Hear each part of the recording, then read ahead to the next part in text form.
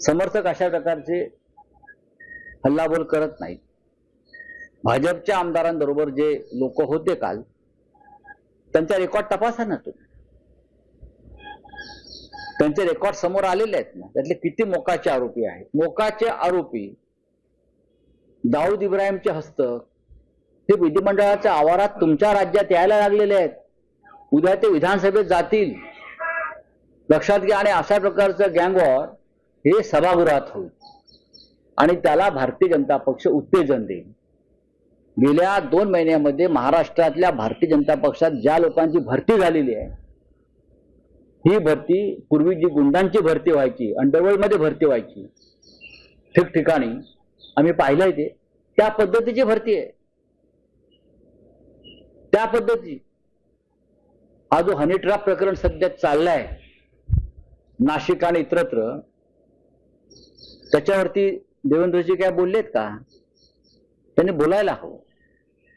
नाना पटोले असतील, जयंतराव पाटील असतील, विधान परिषदेमध्ये अंबादास दानवे असतील, अनिल परब असतील, प्रत्येकाने हा विषय विधिमंडळात मांडलाय. त्याच्यावरती सरकारचं मत काय आहे?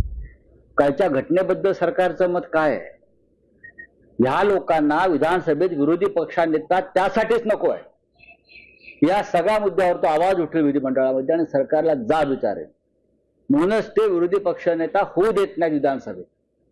माझी मागणी आहे की राज्यपालांनी जर ते खरोखर घटनेचे, संविधानाचे रखवालदार असतील या राज्यात, तर त्यांनी कालच्या घटनेचा अहवाल गृह मंत्रालयाला पाठवून राष्ट्रपती राजवटीची शिफारस करायलाच हवी.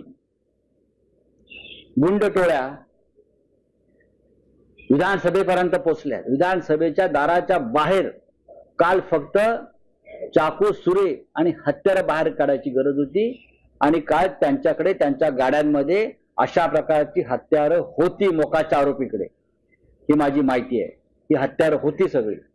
आणि जितेंद्र आव्हाडांना मारण्याचा कट होता, ही सुद्धा पक्की माहिती आहे. पण राऊतसाहेब, आमदारांच्या शिस्तीचं काय किंवा विधान भवनात होत असलेल्या गर्दीचं काय? मी शक्यतो कमी जातो. मी आजच सकाळी, माझे आमदार भाऊ आहेत सुनील राऊत, आणि माझ्याकडे सकाळी आमदार मिलिंद नार्वेकर आले होते. मी त्यांच्याशी सुद्धा बोललो की मला आतमध्ये जाता येत नव्हतं. माझ्यासारख्या वरिष्ठ खासदाराला मुख्य गेट पासून पायरीपर्यंत, पायरीपासून सगळ्या लॉब्या, हे आमदार खासदार नव्हते, हे कोणी आणलेले लोक आहेत आतमध्ये. मला गर्दीतून मार्ग काढून आतमध्ये जावं लागलं. विरोधी पक्ष नेत्याच्या दालनापर्यंत जाता येत नव्हतं मला, रस्ता मिळत नव्हता मला. इतकी गच्च लॉबी भरली आहे. कोण आहे ते लोक? 280 आमदार आहेत विधानसभेचे, काही अधिकारी आहेत आणि विधान परिषदेचे आमदार आहेत 60. त्याच्या व्यतिरिक्त ही जी कालची गर्दी होती, ही कोणाची गर्दी आहे? ही दलालांची गर्दी. कुठे दलाल आहेत? राज्यसभा आणि लोकसभेत मी 25 वर्ष आहे संसदेमध्ये. संसदेच्या काळामध्ये खासदारांच्या पीएला सुद्धा आतमध्ये त्या लॉबीत मुख्य दरवाजातून प्रवेश मिळत नाही. शिस्त तिथे आम्ही ठेवली. सुरुवातीला आम्ही विरोध केला या गोष्टीला की असं कसं काय, पण नंतर आपल्या लक्षात आलं की ही शिस्त आवश्यक आहे.